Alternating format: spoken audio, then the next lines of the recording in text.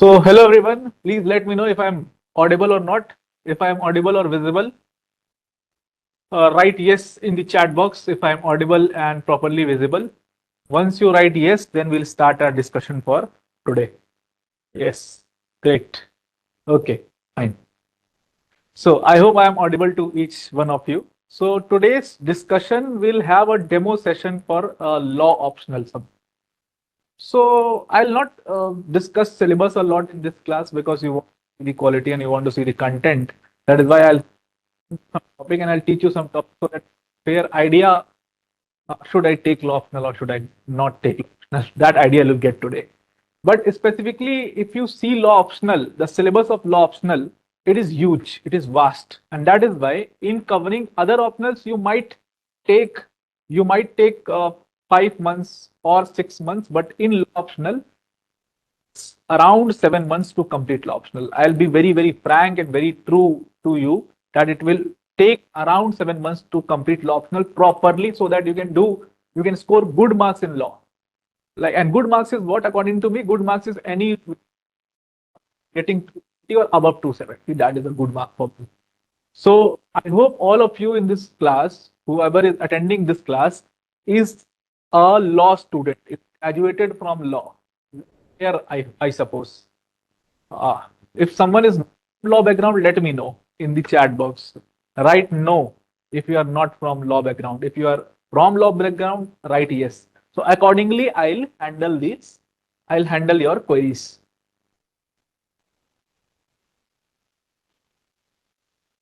Yes, all the law students write yes.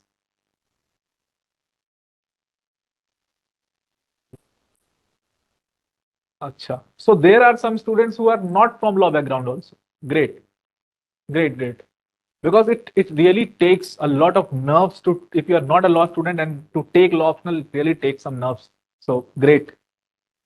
Very less students I have seen like this who take law optional and they don't have a law background. But it is not at all needed that you should have a law background and then only you can take law optional and you can understand law optional. It is a very general subject. Any person from any background can understand a law optional subject. Any person from any background can understand law optional. Okay. So first of all, I'll introduce myself. So my name is Aditya Pratap Singh, and I have been teaching since 6 years in this UPSC industry, and I have been teaching law. So I am a law graduate from Jamia Millia Islamia New.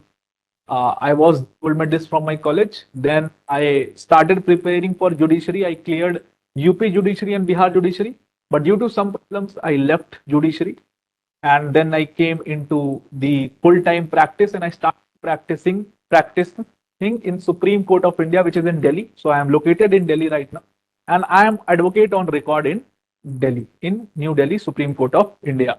So that was my background, that was my educational qualifications. I hope you get a fair idea of my educational qualifications. And today in this lecture, we are going to start discuss topics of the constitutional law, that is of Article 368, Article 368, and the basic structure of the Indian Constitution. And the basic structure of Indian Constitution.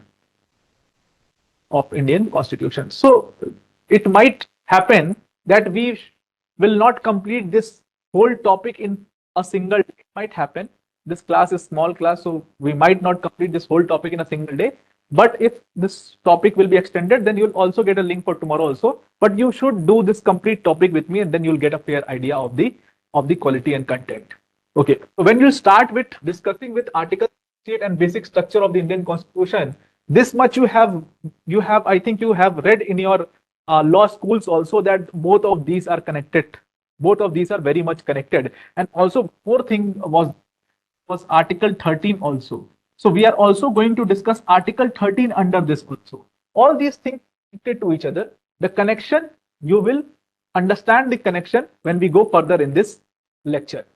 So let's first start picking up Article and seeing what is Article 368.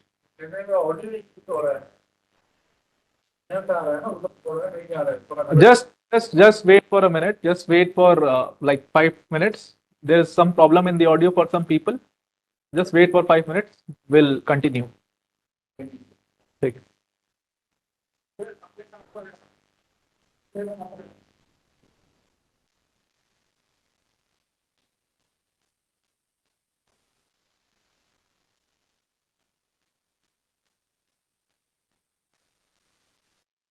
Will you provide material? I'm addressing this. So a student is asking that, will I provide materials? Look, I'll give you a lot of dictations in the class. I'll give you a lot of dictations in the class. We'll write each and every judgments. We are going to write each and every article. We are going to break the articles. So I hope my dictation in the class is enough for you. And then you can substitute that dictation with your any notes which you have. Many of you might be referring to AK Jan and Dukki and all these. You can refer to that, no problem. But I'll give you a very good quality of dictation. I have my notes with me. So पूरा शुरू से start करूं? Should I start from the starting पूरा शुरू से और should I continue all these queries, all these you ask the management or sir, I'll straight jump to the topic. So again, for the students who were not in this class right from the starting, I'll again introduce myself. So my name is Aditya Pratap Singh, and I have been teaching in this UPSC industry since 6 years, 6+ years. So I had started preparing for judiciary. I started my career with preparing for judiciary, and then I cleared UP judiciary and Bihar judiciary both. And then because of some problems, I had to leave the service. I joined Bihar judiciary, but I left the service and I came to main time law practicing profession. So I am an advocate on record in Supreme Court of India, and because of due to the passion of teaching, I started teaching law optional in the UPSC industry also. I have also given 5 attempts of UPSC civil services examination, and all the 5 times I was able to clear prelims. I wrote mains all the 5 times, and I had given 2 interviews as well. So that is my educational qualification. That is my background for you people. So today we are not going to discuss the syllabus, or we are not going to discuss what is law optional, how law optional works, how this is that, and how this is that. Because many of the students, they wanted to see the quality of the lecture. So we'll just directly jump to the topic, and the topic of discussion. Topic of this Article 58 and the basic structure of Indian Constitution. And also here only will this Article 13 also. So it might happen that all of this topic is not covered by today. So you'll get an extension. You can, but you should do whole topic with me. This complete topic you should do with me. So now we will start with discussing Article 368. So see, my agenda with you people, if you take law optional, my agenda, and if I am teaching law optional, my agenda will be that you should score anywhere more than, or 250 should be your par score. At least 250 you should score, but more than 250 should be. But at least 250 you should score every time you give mains. You should at least score 250, because you must be knowing this, and you must know the calculation that if you don't score 250 in the optionals, you are nowhere. There is no chance of you getting selected. So you should at least get to 250 and more in optionals at least. And nowadays you should aspire for even 280s, 290s, 300s. You should aspire for that, and people are getting this marks in their optionals. And law optional is a very good and very scoring subject, very highly scoring. If you look at the previous year questions of law optional, you will see some very direct questions from the law optional, very direct. They're not going in very much in depth because it is such a vast syllabus. That is why they cannot go in so much in depth. So they are asking very straightforward questions. So if you have a fair idea of law optional, if you have done your law in your law schools, you have a fair idea, you can do good in law optional. And if you come here, you study with me, I am assuring you 250 plus marks in your optionals.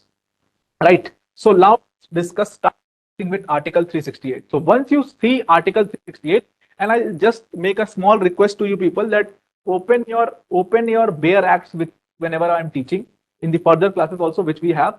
Open your bare acts along with you. Whatever articles say, just open those articles along with your books. So look at Article 368. In Article 368, you find the heading, the marginal heading of Article 368. Once you look at the marginal heading of Article 368, the marginal heading says what? The marginal heading in Article 368, the thing is the power of parliament. The power of parliament. And second thing is the procedures thereof. The procedures thereof. Now, you look at two things. There is the power of the parliament in Article 368 and the procedure thereof is given in Article 368. The marginal heading, whichever article you will look at in the Constitution of India, the marginal heading tells you the objective of the article. Like you have Article 14, the marginal heading tells you what? The equality clause of 14 to 18. That these articles will deal with right to equality. Like you look at the freedom clause. So these are the articles which are dealing with the freedom of speech, expression, whatsoever. So the marginal heading of each article will tell you what are the contents of that article, what that article is going to deal with. So here, if you look at the marginal heading, this will always talk about the object mentioned in that article. It is like a index of the article. It is like an index of the article. So it is saying that in Article 368, we are talking about two things. One is the power of the parliament and other is the procedure thereof. But this power of parliament, this point power of parliament, this was added to Article 368 by the 24th Amendment Act. This was not there in the original constitution. By the 24th Amendment Act, and this 24th Amendment Act was actually brought by Indira Gandhi. This was added to Article 368 later on. And if you know a bit of Indian politics, you must be knowing that the period of Indira Gandhi was a period where the government was actually having a fight with the Supreme Court of India. On what? On the basis of constitution, on the basis of interpretation of the constitutional principles. A big fight was there in bringing basic structure of Indian constitution doctrine also. A big fight was there. So that fight actually you are going to understand through all these provisions. So when we are dealing with Article 368, we are looking at the power of the parliament now and the procedures thereof. So let's start discussing 368. Look at Article 368 subclause 1. Article 368 subclause 1 is telling you that notwithstanding anything, the first word there, standing anything, notwithstanding anything. Who is going to tell me what is the meaning of notwithstanding anything? Who is going to tell me what is the meaning of notwithstanding anything? You must have done this in your law schools. Notwithstanding anything. You look at a lot of articles and you find the same word notwithstanding anything everywhere. What is the meaning of notwithstanding anything? Do you have a fair idea? You can try. You can just try answering this. You can also unmute you guys can also unmute yourself. Right? You guys can also unmute yourself. Do you have a fair idea what is notwithstanding anything?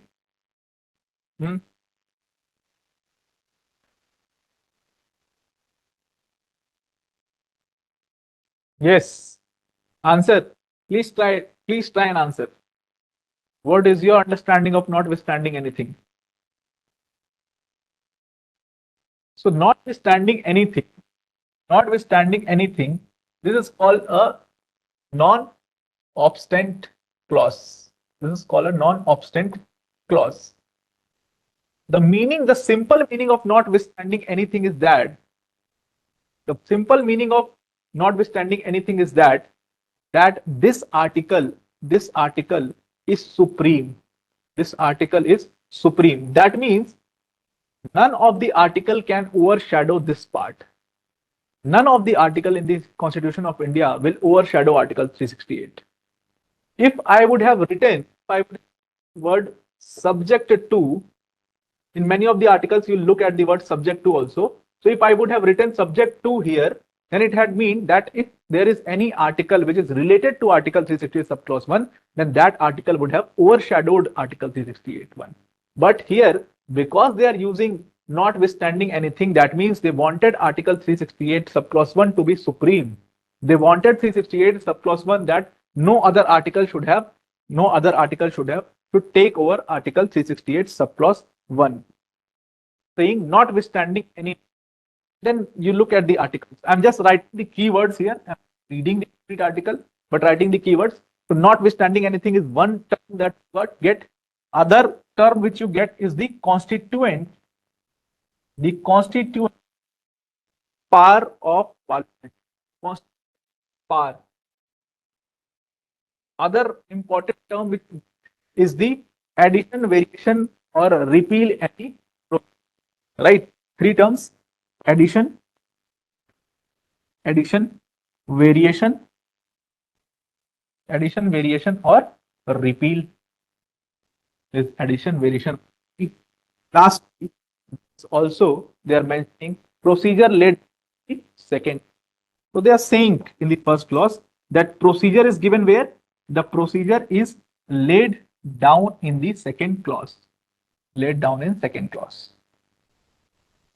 In second clause. That is all. So specifically, if you look at Article 368 subclause 1 is talking about nothing but the constituent power of whom? The constituent power of the parliament they are specifically talking about here. And why this is there? Why do we need to talk about the power of the parliament? It should be understood that if there is parliament, the parliament can make changes to the Constitution of India. Why Indira Gandhi needed to add this power of parliament to the Article 368? Because this was in question in many of the cases. This was in question that whether parliament has the power in the constitution or not. Whether, and if there is this power with the parliament, what's the extent of this power? Can parliament amend the complete constitution? Can they write a new constitution? What is the power? What should we say? No, there is no description also given. So what extent should we take? So that was a fight between Article 368. So that fight you are going to look here. Look, so when you look at 368, there are two parts of 368. One is the substantive part of this. Substantive part means what? Contents, the contents which are present, the contents which are present. And then there is procedural part of 368. Then there is procedural part of 368. What is the substantive part of Article 368? Which you saw just now. You saw that 368 subclause 1 is talking about the power of the parliament. Procedural part is given in the second clause, that is 368. So one we have substantive part and the other side we have the part. Now the biggest question here is the word mentioned constituent power in Article 368 subclause 1. What is the meaning of constituent power first? Then you will understand the power of the parliament. So write down the heading, constituent power of parliament. Constituent power of parliament. So there is a difference. There is a difference in and there is difference in. So let's focus on the term constituent, right? This term constituent, you may refer this term to an assembly which was made, which was called the Constituent Assembly. An assembly was made which was called the Constituent Assembly. And what did this Constituent Assembly did? This Constituent Assembly made the Constitution. Made the Constitution. And now we have, and after making this Constitution, it was dissolved. Write down dissolved also. It was dissolved also. So now in the present context, we don't have Constituent Assembly at place. We just have a parliament. So in present context, we have a parliament. Now the power of parliament has to be defined. The power of parliament has to be defined. The power of parliament has to be defined. Now you have to answer one basic, very basic and simple question, which I am going to ask. I am writing an equation here. I'm going to write an equation here. That equation, I'm writing power of constituent assembly,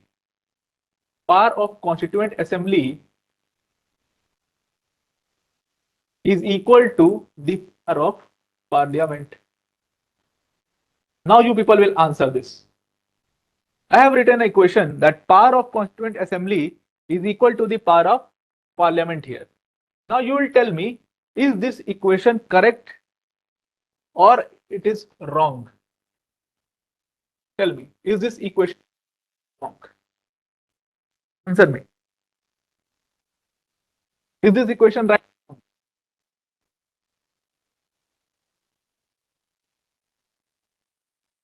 Yes. Online, please. Is this equation correct or not? What do you think?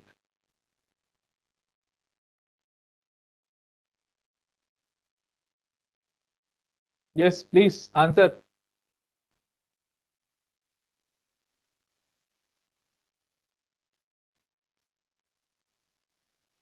No, this equation is not correct. Not correct.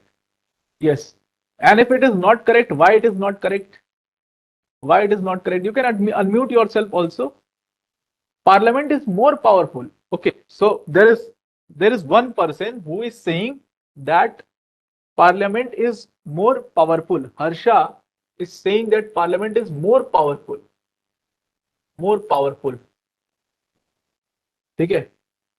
Now, Parliament can only amend. Assembly who made it originally. Yes. So I have one good answer. So there is one person who's saying that Constituent Assembly is more powerful. Is more powerful. Okay, one vote to both of them. You should also participate. Everyone should participate. At least you take a wild guess what should be there. At least nothing but you take a wild guess what should be there. Just take a wild guess.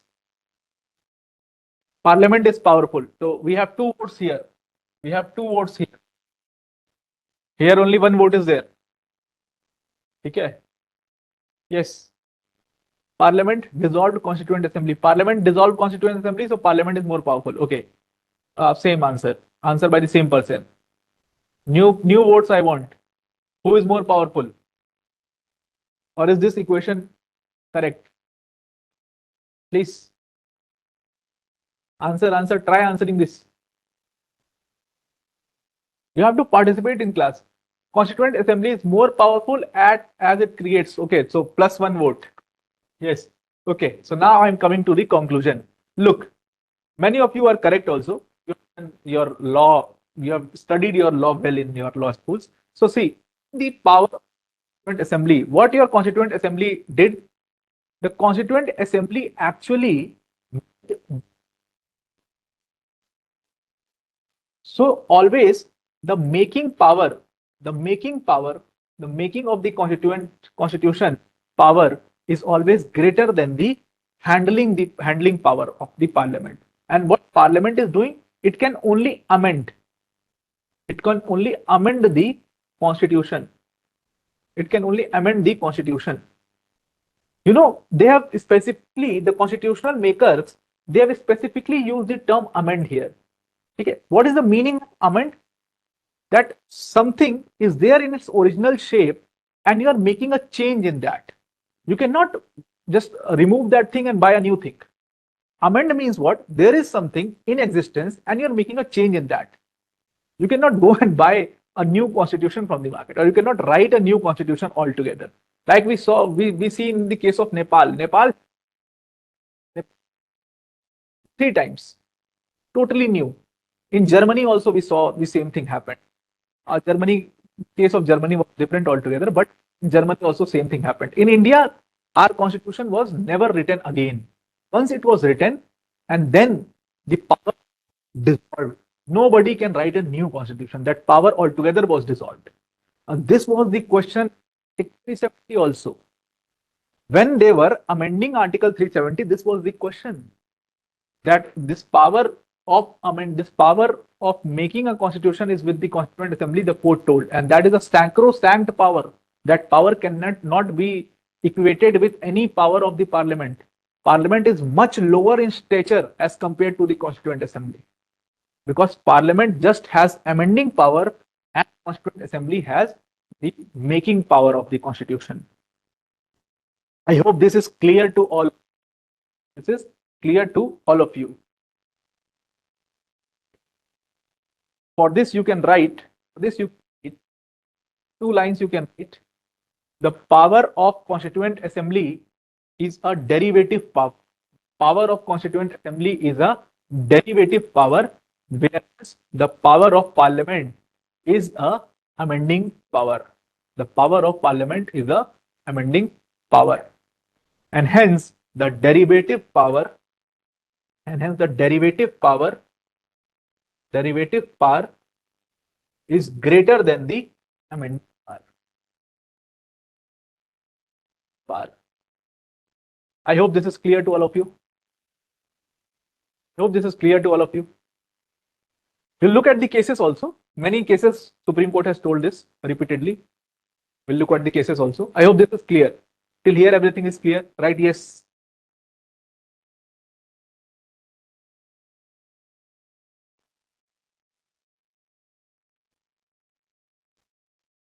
Right, yes.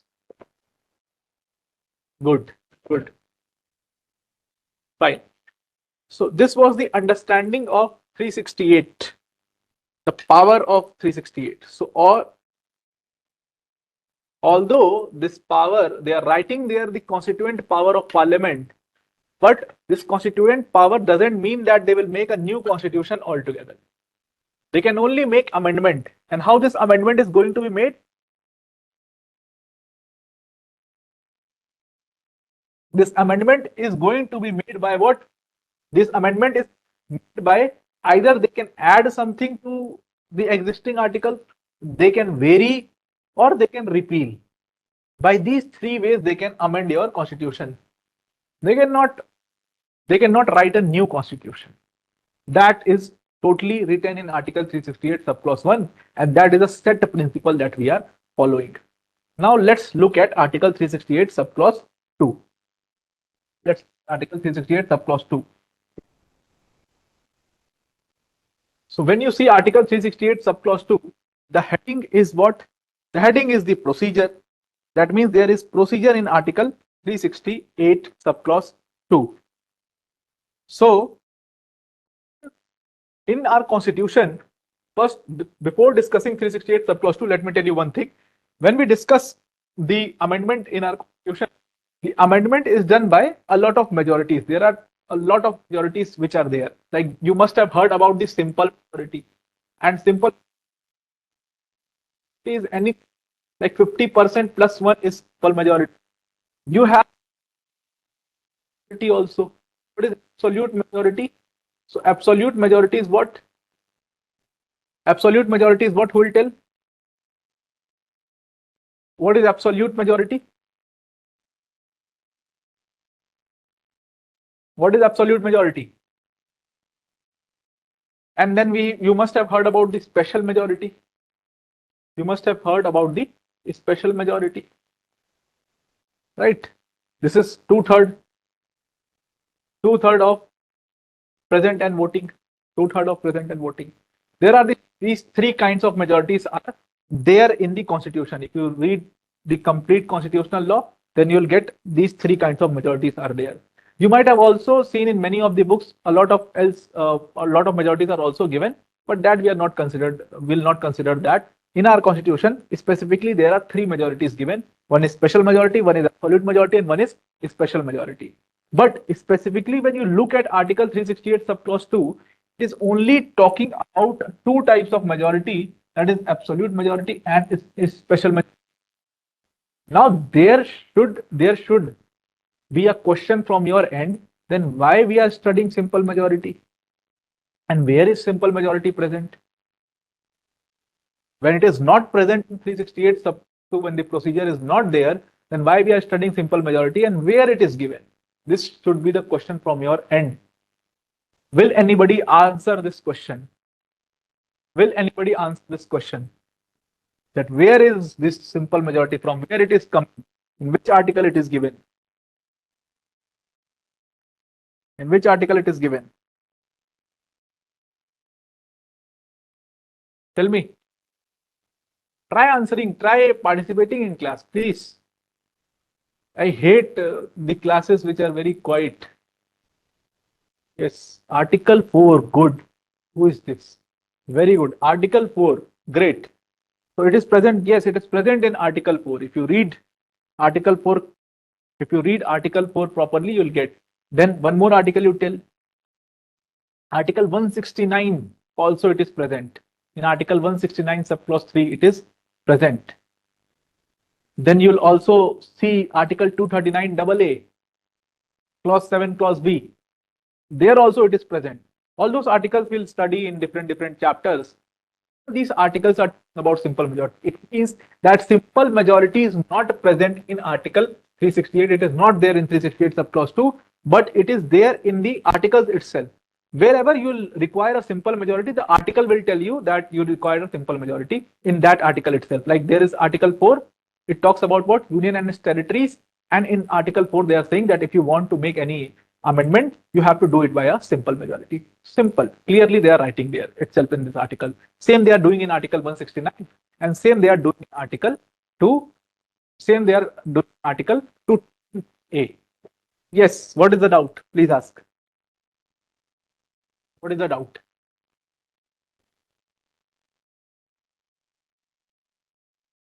Yes, ask your doubt. Ask your doubt.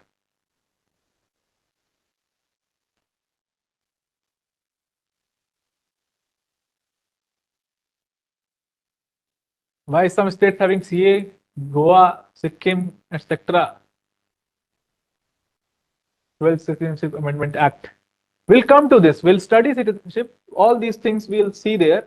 Why some states have this CA, why Sikkim is having. So for this, you must understand the Sikkim issue also, the dynasty of Sikkim, the accession, the instrument of accession with India, what was the case in India, how it was made an associate state, and all these problems also you have to look at. So we'll discuss this in citizenship chapter. The chapter of citizenship, we are going to discuss this. Don't worry. Right. Okay. Coming back to Article 368, subclause 2. Article 368, subclause 2. So if you read Article 368, subclause 2, what it is saying, it is specifically talking about two types of majority. Let's first read Article 368, subclause 2. So you people, if you don't have the Bare Act, you can open it in your phone, in your mobile phones. You open the Bare Act and read Article 368, subclause 2 before understanding. So what Article 368 subclause 2 is saying, let me also open.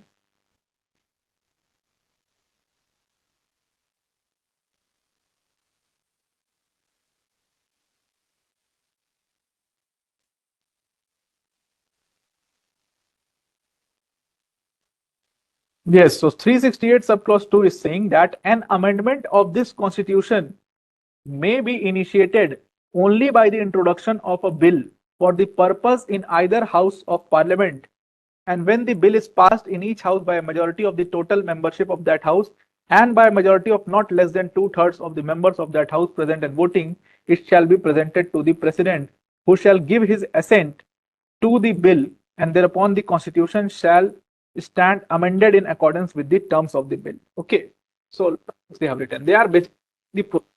So when you look at subclause 2, they are saying that amendment to this constitution, so when you are making an amendment under Article 368, then should be initiated only by introduction of a bill. So first of all, what you have to do, you have to introduce a bill. First of all, the very basic step is the introduction of a bill. And where you are going to introduce a bill, you are going to introduce a bill either in the Lok Sabha, or in Raj Sabha. Both the houses you can do that, or the Rajya Sabha, or the Raj Sabha. Then after the introduction, purpose in either house of the parliament, and when the bill is passed in each house, now when the bill is passed, but how it has to be passed? When the bill is passed in each house by a majority of total membership of that house. So they are saying, they are writing the procedure also there, that The bill has to be passed by what? The bill has to be passed by two ways. What are those two ways? The bill has to be passed by a majority of total membership of the House. Majority of total membership of the House. Majority of total membership of the House. Total membership of the House. Means what? Meaning of this is what? Total membership of the House means what?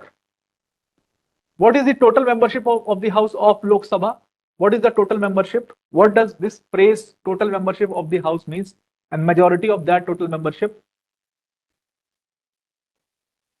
What is the total membership of Lok Sabha? You must answer this. What is the total membership of Lok Sabha? Hmm? Tell me. 545. 50% of 545. Majority of the total membership of the House. Yes. And this big and. Remember this big and not less than 2/3 of the membership of that House present and voting. 2/3 of the membership of that House present and voting. Present and voting. So here, two types of majority they have told you. This one is what? This one is the absolute majority. This one is the absolute majority. And this one is what? This one is the special.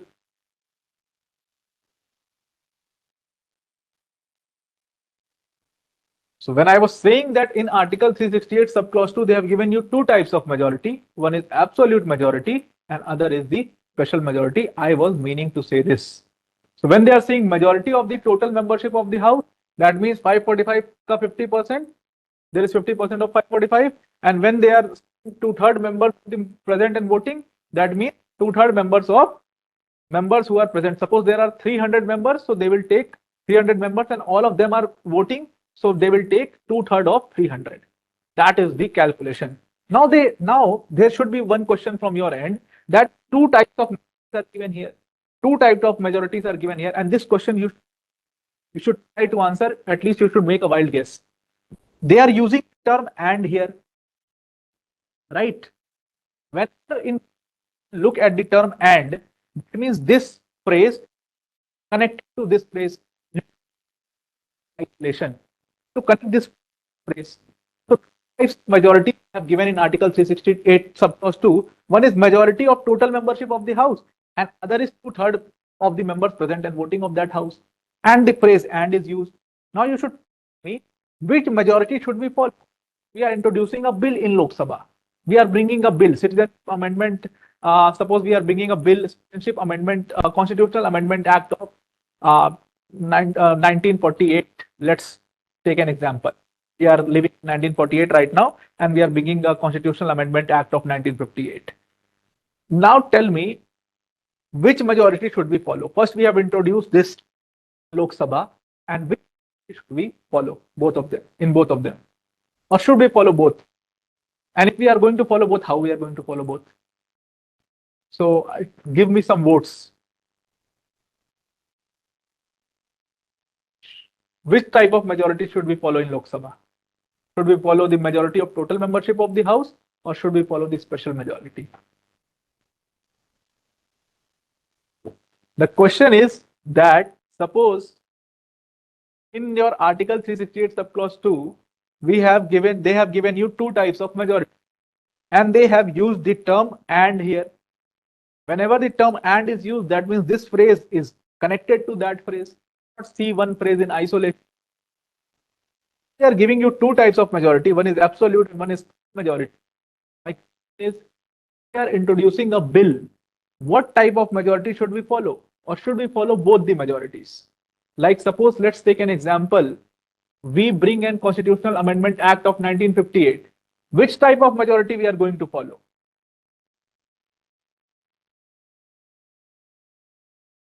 Which type of majority we are going to follow? I want answer from each one of you. Otherwise, I'll think that you people are not concentrating in class. Each one of you should answer. Each one of you, mind you. Till I don't get kitne, how many people are there in the class? Kitne? All of them should answer this.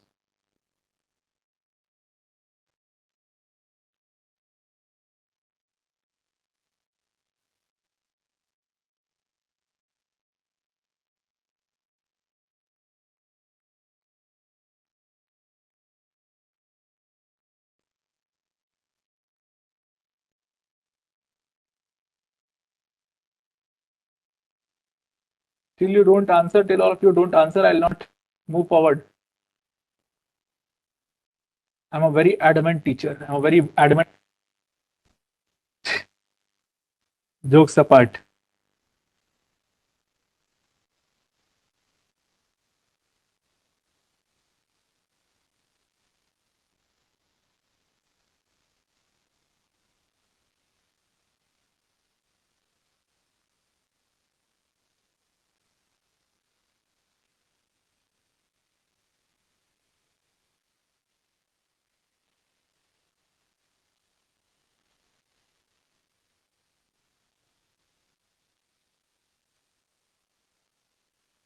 Yes. Okay. Fine. Fine. So I hope all of you have answered. Those who have not answered, they should have been answering in my class.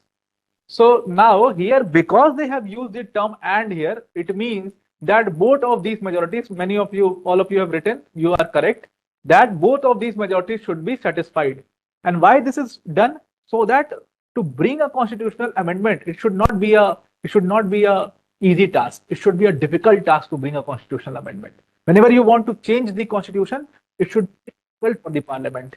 This is also reflecting the broad consensus. Two lines you can write for this. Write down two lines for this. Write down two lines for this thing. In essence, a special majority, in essence, majority with clubbed absolute, clubbed absolute ensures that ensures that constitutional amendments constitutional amendments are supported by a substantial number of legislators. Are a substantial number of legislators are supported by a substantial number of legislators, reflecting a broad consensus, reflecting a broad consensus rather than a simple majority vote. Rather than a simple majority vote. This provision is crucial. This provision is crucial for maintaining the maintaining the stability and integrity of the constitution. For maintaining the stability and integrity of the constitution. For maintaining the stability and integrity of the constitution. Right? So this is Article 68 2. This is Article 360 clause 2. So we have the procedure there. First, you should introduce a bill. Either you can introduce it in Lok Sabha or you can introduce this in Raj Sabha. Then it should be passed. Either majority of the total membership of the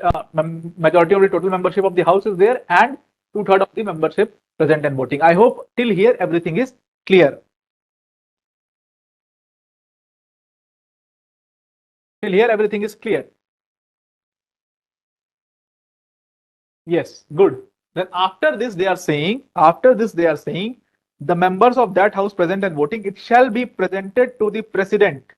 Then this one, it is passed from the parliament.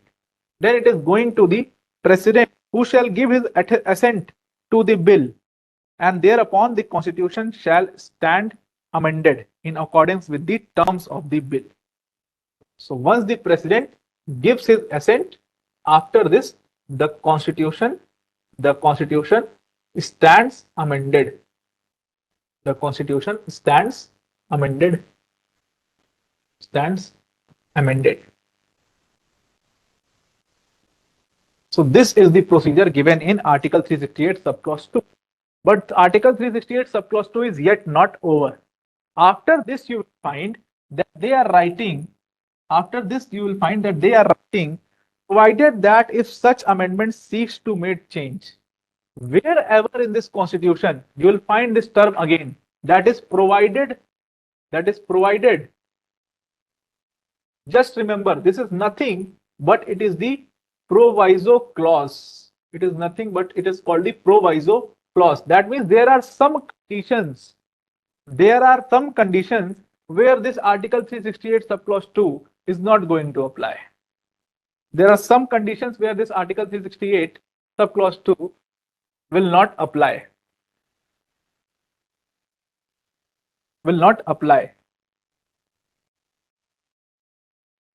Akash, 2/3 of the members present and voting is a lot different from the total membership of the House. It is a lot different from total membership of the House. In the total membership of the House, every member who is the member of that House, all that person's vote is required. Meaning what? Suppose there are 545 members. What is the 50% of 545? What is the 50% of 545? Tell me, let's do this calculation. What is the 50% of 545?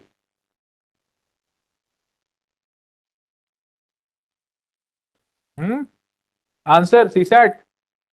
Yes, 273. Right. So this is 273. Now suppose out of 545, there are a lot of people who are not well. There are people who are not attending the sessions. They are not coming. Like you might have heard about Sachin Tendulkar. So Sachin Tendulkar was the member of Raj Sabha and he just attended 4 or 5 sessions in all his life. Okay, so 4 or 5 meetings in all his life, 4 or 5 days. For 4 or 5 days, he just went to the Raj Sabha. So happens. A lot of are just absent from the sessions. So suppose there are total 300 members are there. Now, if we take 2/3 majority of 300, that will become what? 2/3 majority of 300 is what?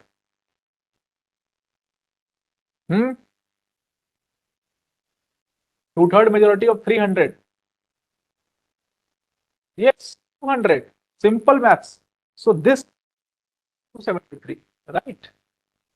So it is not necessary that in every case that the special majority is going to satisfy the solution.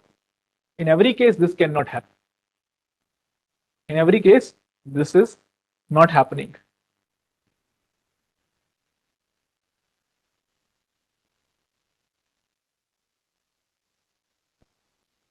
See, for absolute majority, you don't need to. For absolute majority, you don't need to have vote. Like we know the calculation. We need 273 vote for absolute majority, right? Suppose if the special majority, the number of special majority is more than 273, then already we have an absolute majority. We don't need to take vote for that. I hope you get my point. If the number of special majority is more than absolute, then anyway that is sufficing the absolute majority. So we don't need to vote for that. Like you have a good majority, if you have a good majority and all your members are coming, like BJP had a good majority in 2019.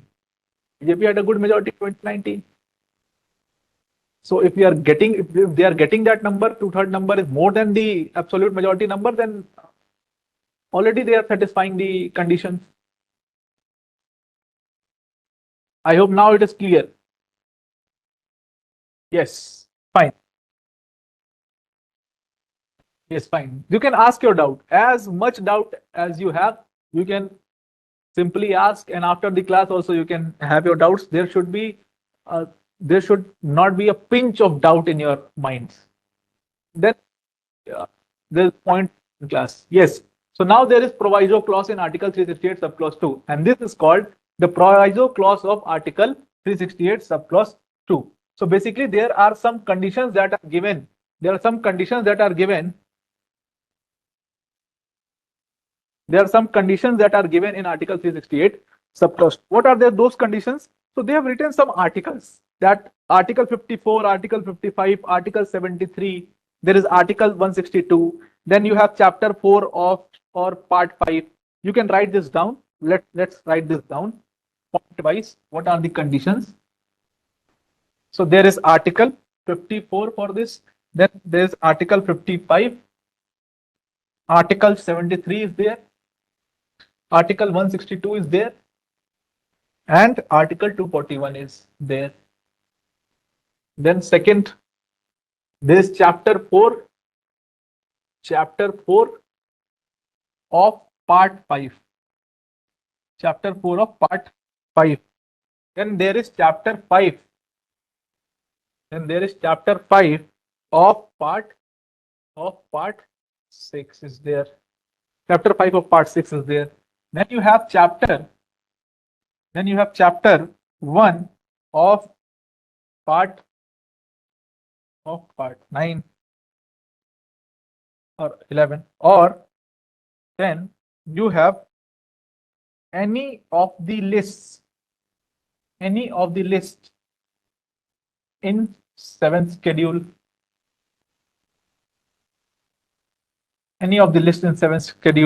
and then you have representation of states in parliament,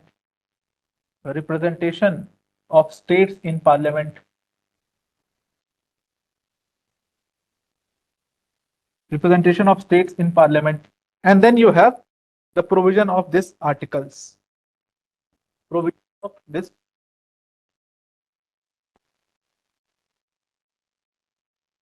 article. They are saying in the proviso clause that if you want to make a change, if you want to amend this part, if you are going to make an amendment to this part of the Constitution, all these articles and chapters of the Constitution, then what you will require, then you will not procedure given this subclause which is given in the proviso of Article 368 subclause 2. And what is the amendment shall also by the legislature of not less than one half of the states by resolution effect passed bill making provisions for such amendment is presented to the president for assent. Simply saying that the legislature of half of the states shall also pass. If you want to make changes in all of these parts, in this Article 54 or Article 55 or Article 73, if you want to amend this article, or if you even want to amend the provision of this Article 368, or if you want to amend this 7th schedule, then you should also have the ratification of half of the states.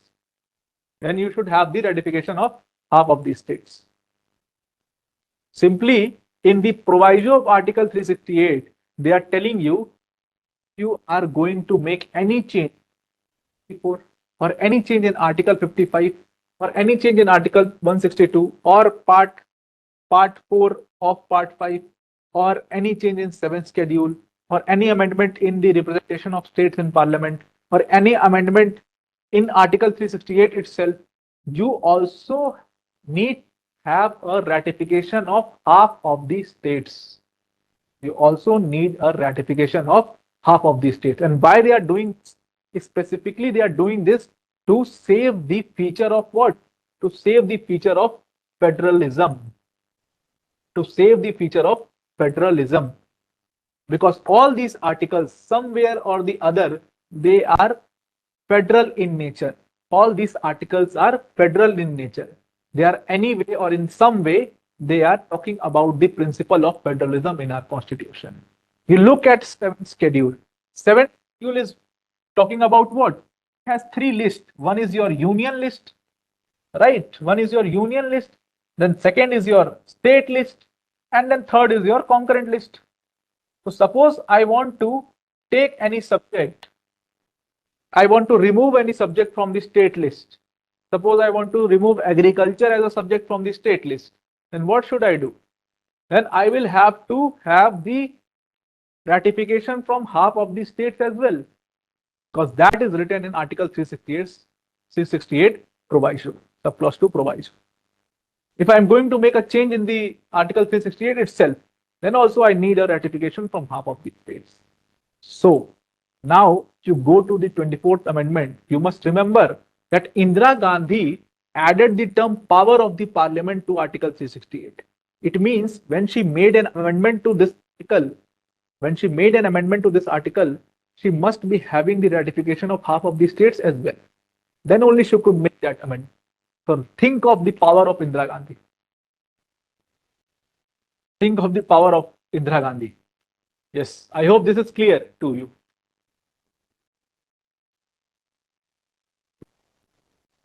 I hope this is clear. Should I repeat or should I move ahead?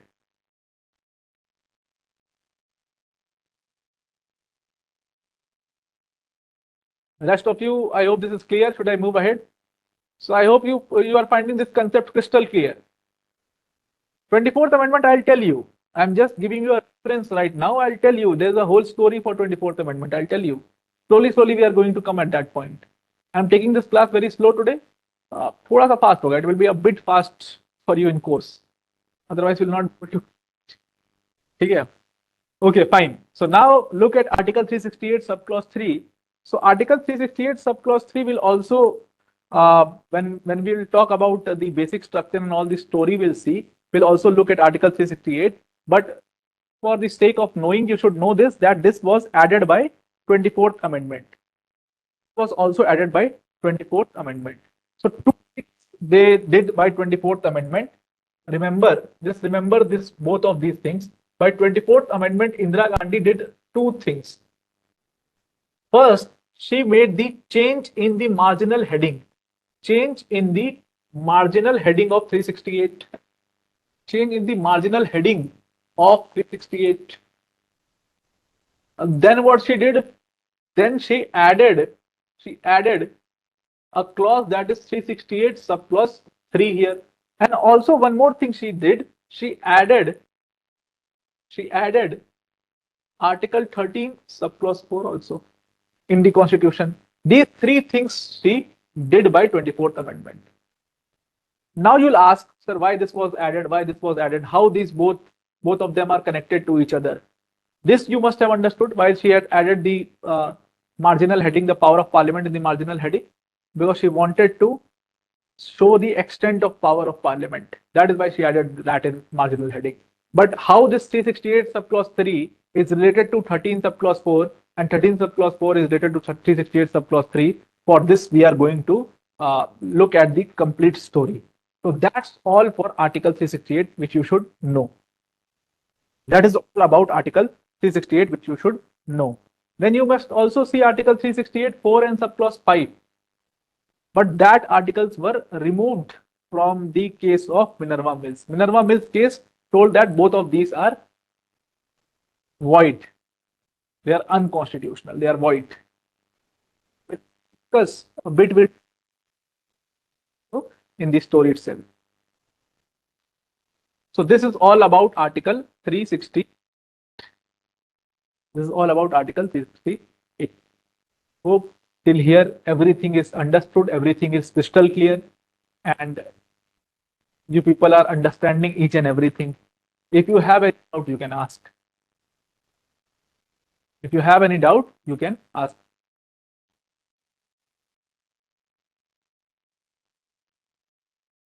Yes, I hope not.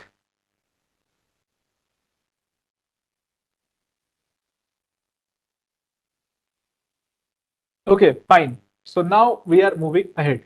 Now let's understand the story, the evolution of basic structure doctrine, and the story around that. So if you look at the Constitution of India, so there are some contradictions. There are some contradictions. That contradiction was between the fundamental right and the DPSP. One of the contradiction was between the fundamental right and DPSP itself. There was an article related to right to property in your Constitution. There was an article related to right to property in your Constitution of India. And what was that article? That article was 19(1)(f). That article was 9. Not there in fundamental rights. it is made a legal right, not there. So now you'll not find right to property there, but it was there when the constitution was made. If you look at this article, right to property, this article used to say that anyone can protect its property from the encroachment of the states. Like state not encroach upon your property. So if you have a lot of land, if you are a landlord, suppose you are a zamindar or you are a landlord and you have a lot of land, government cannot make any law and take away your land. Government cannot do that. One side, fundamental right is protecting all the rights of whom? All the rights of zamindars. Remember this. One side, your constitution is doing what? They are protecting the rights of zamindars. And in DPSPs, your constitution, if you put Article 39B and C, what it is telling you? It is telling you that there should be equal distribution of resources. There shall be equal distribution of resources. And they are saying that there should be no concentration of wealth. No concentration of wealth. Now you tell me, is this a contradiction or not? Is this a contradiction or not? At one side, you are saying that you are protecting all the properties of zamindars. When you are protecting all these properties of zamindars, how there will be equal distribution of resources?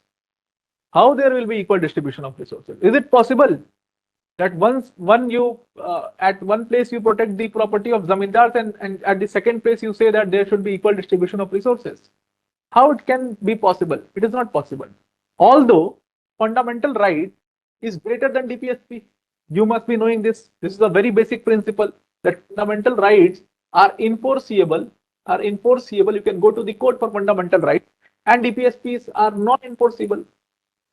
Non-enforceable.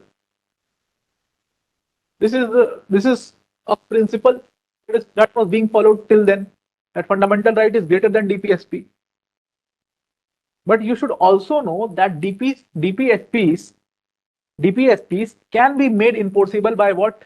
DPSPs can be made enforceable by a law of the parliament.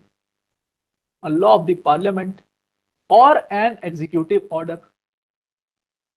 Or an executive order. I hope you are understanding this. That suppose I have to make a law. Suppose I'm making a law on some DPSP and making it enforceable, making it punishable, making it an offense. So that is justifiable. That is enforceable in court. So that is why you say that to implement DPSPs, a positive action of the state is needed. And to implement fundamental rights, a negative action of the state is needed. That when you'll study fundamental rights and DPSPs, you'll understand that. But it is said that for fundamental rights, implementation of fundamental rights, a negative action is needed. And for implementation of DPSPs, a positive action by the state is needed. Negative action of the state means what? Negative action of the state means omission. That state shall not discriminate. State shall not do this. State shall not do that. And positive action of the state means what? That state shall strive to bring prosperity. State shall strive to for the equal distribution of resources. And there should be no concentration of wealth. State should strive to bring some law like that. So that is the positive action of the state. So this contradiction led all the fight in the constitution. So what happened when we got independence after 1947? You must be knowing we have a very less amount in our exchequer. Our finance was not very good. So when you are talking of a socialist country like India, and we were following the principle of socialism, you might be knowing that Pandit Nehru and all his associates were of socialist nature. So when you are talking of socialist, and when you are talking about a country which is following a principle of socialism, then there shall be nationalization of resources, there shall be nationalization of railways, there shall be nationalization of industries. All these things has to be there. So once the government was made, general elections happened in 1951. The government came up with the first 5-year plan. 5-year plan. It was very different from plan which you see today. And in the first 5-year plan, they focused on some of the subjects. What was the subject? First subject was a basic thing. was irrigation. Firstly, you have to focus on irrigation because India is by and large an agricultural country. We have to focus on irrigation. To focus on transport. They focus on transport. Then they focus on industries.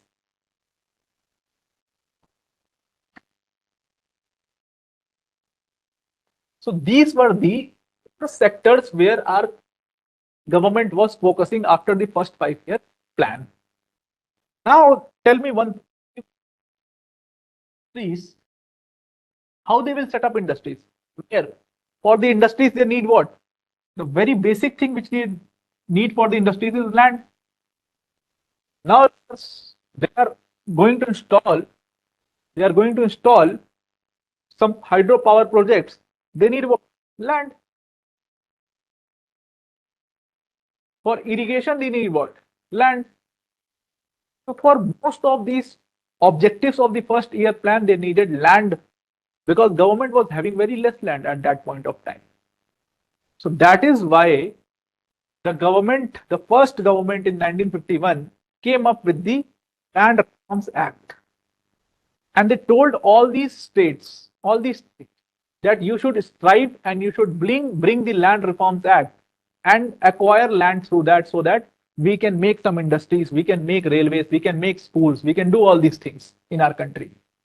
So there was an act in Bihar, which was called as Bihar Land Reforms Act. Bihar Land Reforms Act.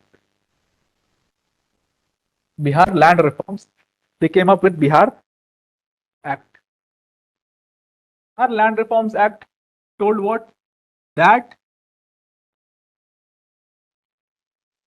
the government of Bihar can do what? The government of Bihar can acquire the land, and they put some conditions that if you are having the land more than this hectare, then the government is going to acquire your land. Now this was told in Bihar Land Reforms Act. Now what happened? You must be knowing that when India was made, a lot of princely states were included in India, and then we made a union of states. Right? A lot of princely states were also there, and we had signed the instrument of accession with the princely states as well. So there were a lot of Rajas, Maharajas at this point of time. So when this Bihar Land Reforms Act came, there was a person, there is a place in Bihar. The name of the place is Darbhanga. So the Raja of Darbhanga was known as Kameshwar Prasad Singh. So when this Land Reforms Act was brought, and this Kameshwar very much in the side of Congress itself. He was a very good friend of Pandit Nehru also. The story is this, that this Kameshwar Prasad Singh thought that this Congress, when the government will come, they will never take away their lands. These Rajas and Zamindars, their land will not go. Why?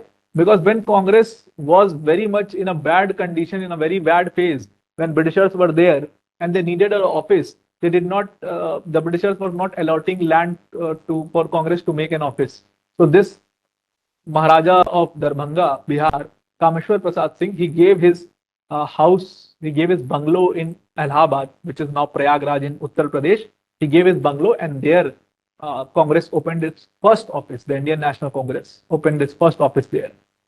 So that is why he had so much faith in Pandit Nehru. But Pandit Nehru, what he could have done? He has to bring Land Reforms Act. So Bihar Land Reforms Act was brought. And when this Bihar Land Reforms Act was brought, this Kameshwar Prasad Singh, he went to the court. So there was the case of Kameshwar Prasad Singh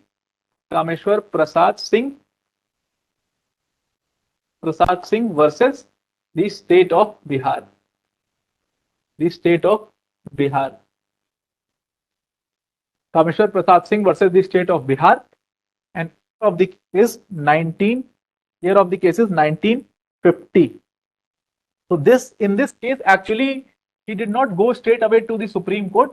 This case is of High Court. He went to the High Court first. And in High Court, he pretended that I have a right to property under what? I have a right to property under Article 19(1)(f). I have a right to property under 19(1)(f). So the government cannot acquire my property. The government cannot acquire my property. I have the right to safeguard my property. No, cannot acquire my property. That is what he contended. And what does the court said? So write down the court in this case held the court in this case held that right to property right to property is enforceable. Right to property is enforceable as it is a fundamental right. As it is a fundamental right, as well as a constitutional right, as well as a constitutional right, which is much greater than which is much greater than any act of the parliament, any act of the parliament or state legislature, any act of the parliament or state legislature.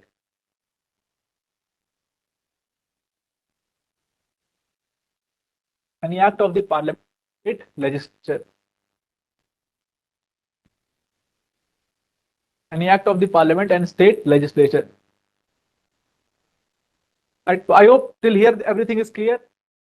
Now they are bringing the Land Reforms Act, and now the people, they will, if they have the right in 19(1)(f), they are going to contend. Obviously, if you would have been having this right to property in 19(1)(f), you would have also reached the court. So they started reaching the court because it's a matter of money, it's a matter of finance. How can you leave this? How can you leave your land? It is just not your land. It is your attitude.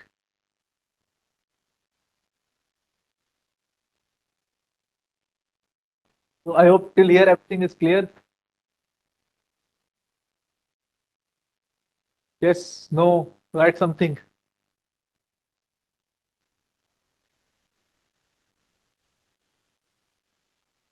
Is it clear? Yes. Okay. Okay. So now after this, and there was one more problem parallel to, not related to the topic, but parallel to this, there was also a problem in state of Madras also. In state of Madras also, there was a problem. Problem related to what? Problem related to reservation. Okay. And University of Madras gave reservation to some community. So there was also reservation problem going on there parallelly. So this problem, parallelly reservation problem, is all going on. Now Pandit Nehru is having a complete majority in 1951, right? He won the election.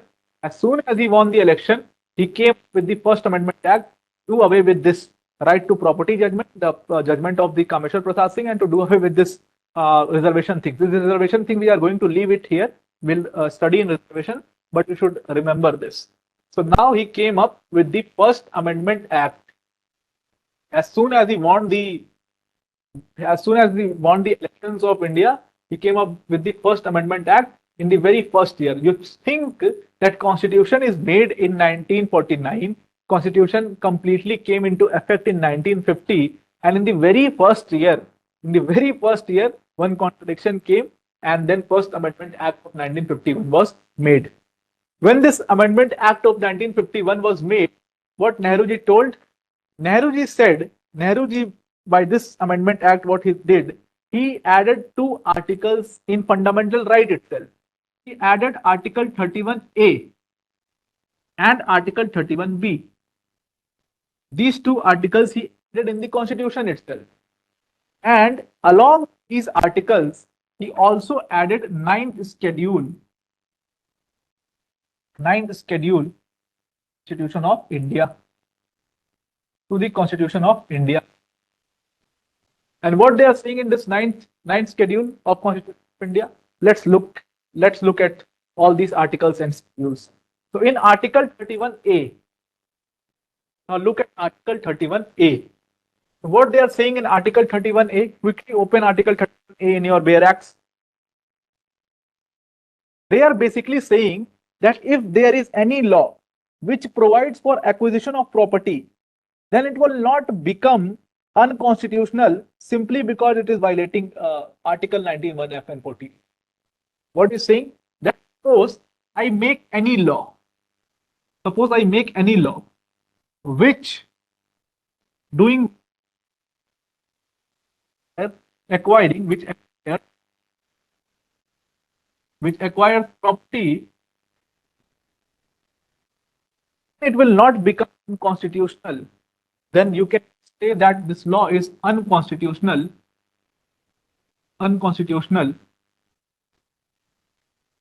by just by virtue of Article 19(1)(f), and that is what Article 31 is saying. If you want to write it down, write this. Article 31A basically says, if any law, Article 31A basically says, if any law provides for acquisition of property,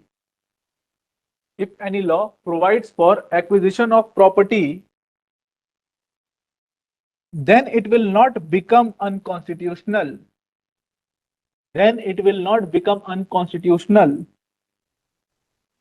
Simply because it violates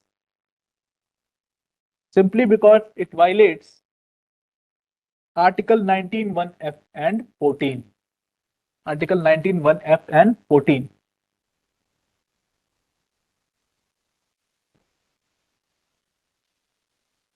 Written? I hope you have written. I hope you have written till here. Yes. Okay. Now what they're saying?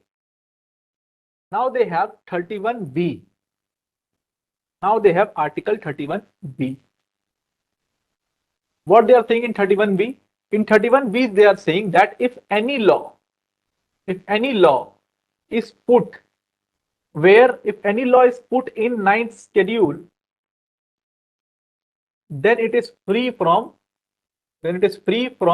judicial review. That means that we have created a sacred basket. And what is that sacred basket? It is the ninth schedule. And if we are putting, judicial review cannot happen. That is what they are saying in Article 31B. And for that, they have also created a ninth schedule. So suppose, and now you should have understood that why this is being done. Now suppose if they bring the Land Reforms Act, they are going to bring a Land Reforms Act, this 31A is going to apply. When 31A is going to apply, and by that Land Reform Act they are going to acquire property, then no one can go to the court and say that enforce my Article 19(1)(f), because if 19(1)(f) is a fundamental right, then Article 31A itself is a fundamental right, and it is specifically saying that Article 19(1)(f) is not going to apply here. Article 19(1)(f) is not going to apply here. Secondly, they are also saying that if we add this Land Reform Act, in ninth schedule, then you cannot also judicially review it. That means they are not only limiting the power of zamindars, but they are also limiting the power of the courts as well. So write down below this. By the First Amendment, the government of India did not only limited the power of zamindars, but also limited the power of the courts as well.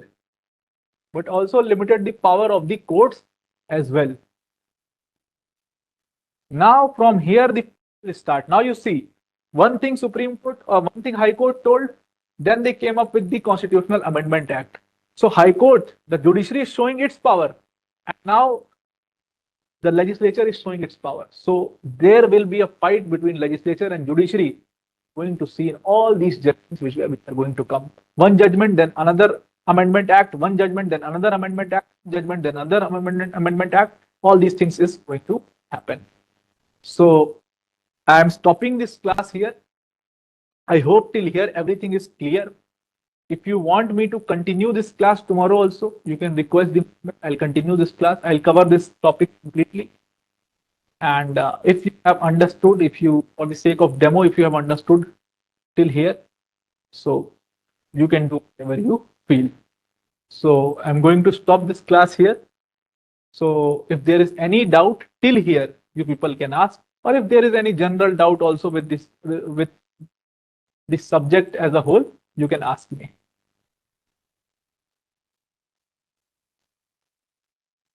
If there is any doubt with the subject, you can ask me.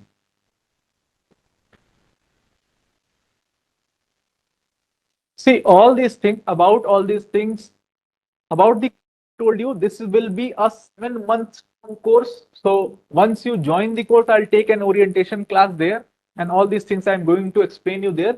But you should remember that this is a 7 months long course. You will get every week, whatever topics you have studied, you will get 3 questions from those topics. 3 questions from those topics. Also, I will be covering all the PYQs, topic related PYQs, all the topics related PYQs along with this subject only. Like we did amendment of the constitution, we did article 368, we did basic structure. We are going to see all these PYQs which is related to the basic structure in the class itself. We'll discuss, we'll have a healthy discussion. So this is going to happen. And then monthly sectional test is there. You have monthly sectional test, right? Monthly sectional test. And at last, after this monthly sectional test, you will get 3 full length tests. You will get 3 full length tests. Timing of the class, you must confirm it with the management. You can call the management and you can confirm the timing of the class. Timing to be confirmed by management. Right? Clear? Daily class or Saturday and Sunday class? No, it is a daily class. Then only we are going to cover. At least we are going to have class 3 or 4 days in a week. At least 3 or 4 days in a week. Then only we are going to cover this syllabus in 7 months. Such a huge syllabus law optional is that at least 7 months you require for this. But at least we are going to have 3 days or 4 days class in a month. Then only I will be able to cover. Otherwise, it is very difficult. Very difficult. No teacher in India, I'm saying you will cover this syllabus in less than 8 or 9 months. They say that I'm going to cover in 6 months, but they tell you a lie. They will take 8-9 months, or even they take 10 months to cover law optional, because you see, you have studied law optional in, you have a 5-year degree for that, or a 3-year degree. And if we have to cover in 7 months, so specific, we will be very specific, and we will just follow syllabus for this. Okay. Any more questions?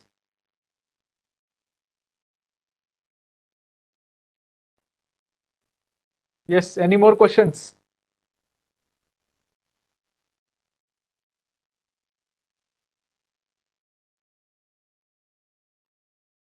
Is it enough? Yes.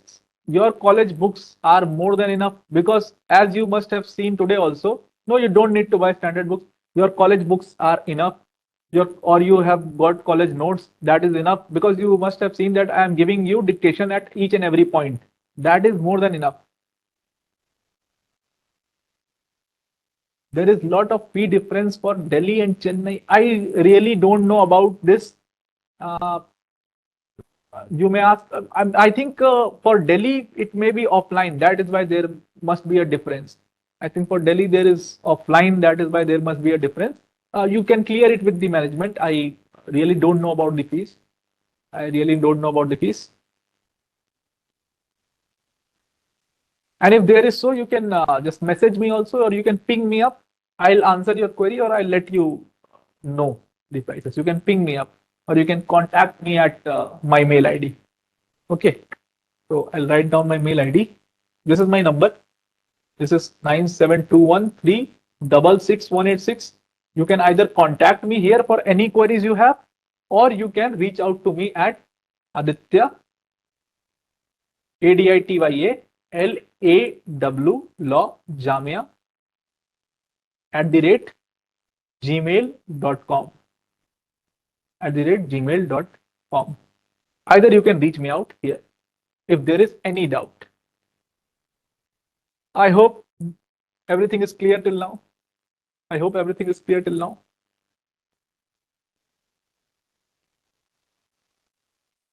Yes, please let me know.